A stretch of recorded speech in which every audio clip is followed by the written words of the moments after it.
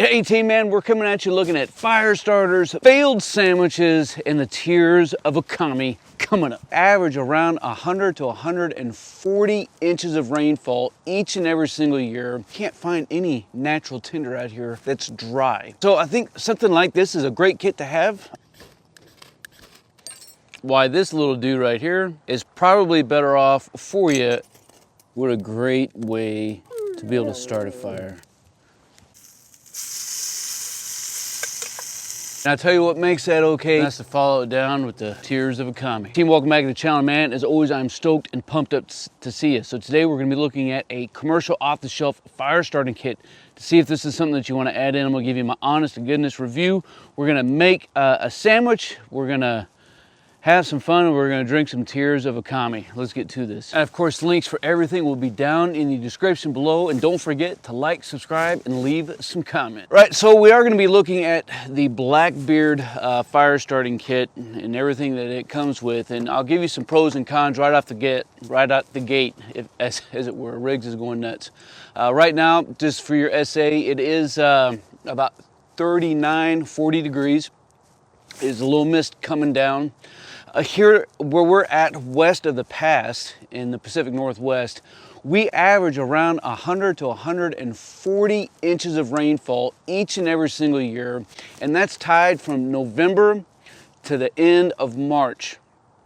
I think in the last week alone, we've already had 6 inches, a lot of rain coming down. Right, so I know a lot of dudes out there are gonna tell you to only use primitive fire means and methods that are out there, and I'm not telling you that you shouldn't master those, but I think we're kind of fooling ourselves if we don't have a Bic lighter in our pocket. Does that make sense? And so I think something like this is a great kit to have, just first initial impressions and thinking about things.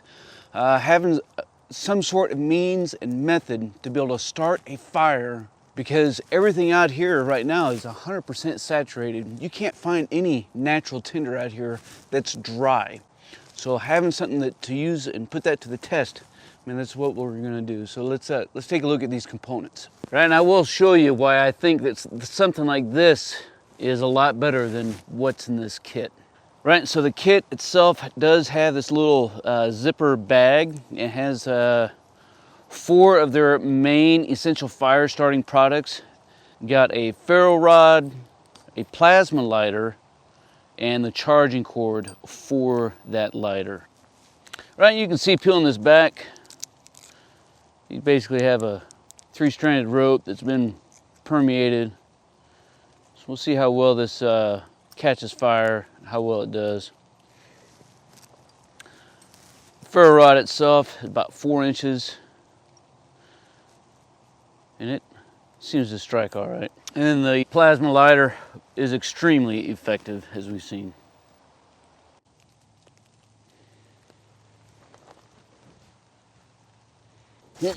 Back off. You back off.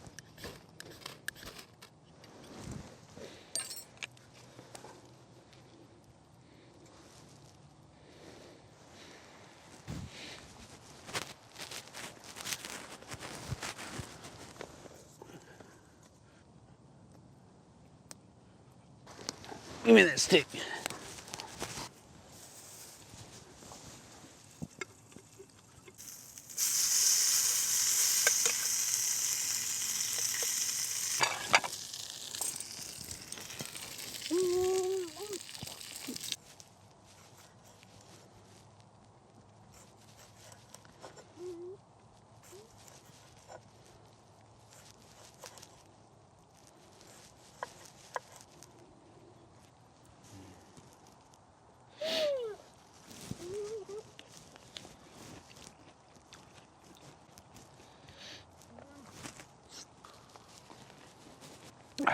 Even without bread, man, that is just dadgum good.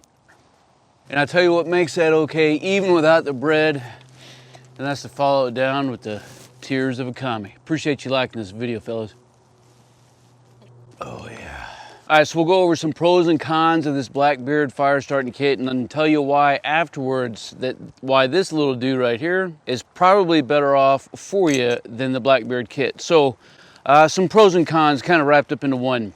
It obviously costs money, it's man-made. You got to buy it off the shelf. You never know if it's when or if it's going to be ready and available for purchase. It's not a natural resource, so being able to use something out here in the wild is going to be astronomically better for you because it's available. Now, when you don't have that available, it's good to have something like this in your kit. And I would tell you, I would recommend something similar to this in every survival kit and every bug out bag. Regardless of what your expertise is and how proficient that you are at starting a fire using any other sort of primitive means and methods that are out there. So I think it's a great maybe gift idea, something good for a birthday present, anniversary, you know, Christmas present, you know, in whatever month it is. I think it's a great gift for that, but it would not be my primary means of being able to start a fire. I would have this in my kit and I would use it kind of in my pace plan towards that A, the C, or the E, but certainly not my primary means, if that makes sense. If you've ever used a Blackbeard Fire Starting kit, let me know down in the comments below. That way we can continue to keep this conversation rolling. Right, and then what I have right here is a piece of fat wood, actually, and although this is straight from a chunk, I'll show you how it we can find this in the natural habitat, and then we'll put the Blackbeard Fire Starting kit to the test using this as a tinder in order to see if we can make some flamage happen. So right here behind me, you can see that this fir has been damaged for quite some time. It's actually bulging out, and so I'm going to imagine that this whole section right here is just filled. If I slice down through that whole section is absolutely chock full of pitch. And here we can see it just collecting on the outside, and it's dripping down. Had some sort of injury at some point in time, and it's seeping pitch in order to push those injuries out. So this is a great find, especially here in the Pacific Northwest. So we're going to come in and we're going to see if we can't get some of this scraped off here a little bit. Riggs is trying to help. And he's stealing my stick. I'm going to take some of this sap right off.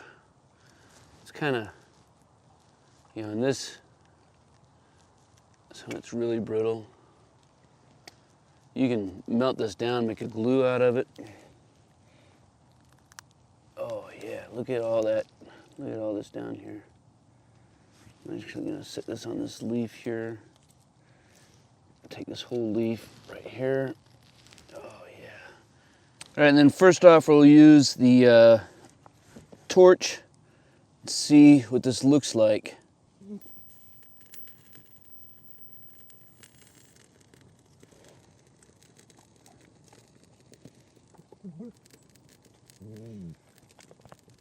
What a great way to be able to start a fire.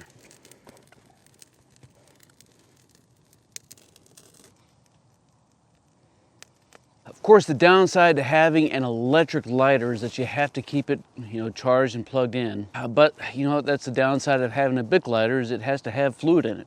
Right, and then with the actual piece of fat wood here, we're gonna take and try to process some of this off here. Make this a little bit easier to work with. Scrape some of this off the back edge here.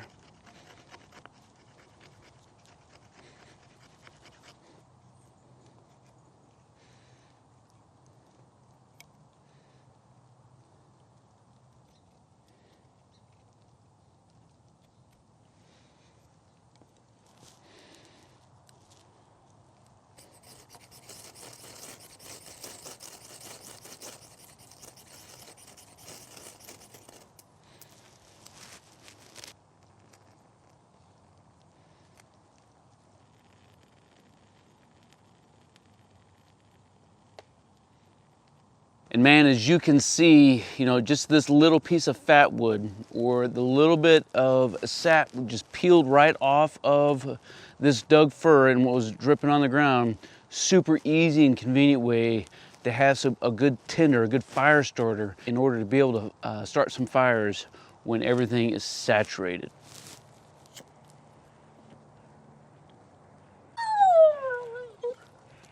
Man, he's going nuts. He just wants me to throw a stick.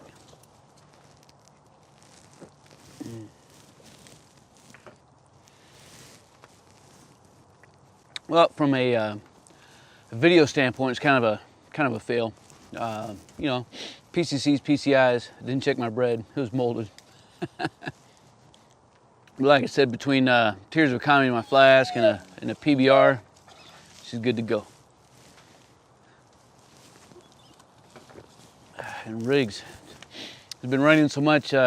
He'd been kind of cooped up in the house, so it's good to get him out here by the lake, let him run around a little bit. So let me know what you think of the Blackbeard, if you've used it in the past, or any of its competitors, or even if you make your own stuff, like maybe some cotton balls soaked in Vaseline. It's one of my favorites.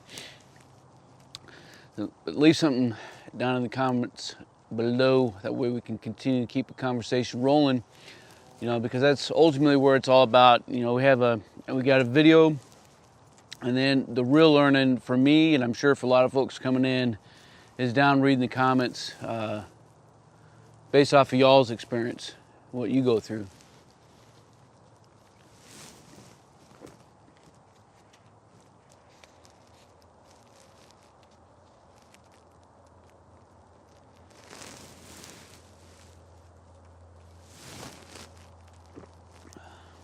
Appreciate it all, guys, man. You stay out there, you keep grinding, and you stay stoked. Oh, he's a madman. He's a madman. Oh, that's a good dog. Okay, sit. Good boy. Who's a good boy? Riggs, you a good boy? That's a good boy. That's a good boy.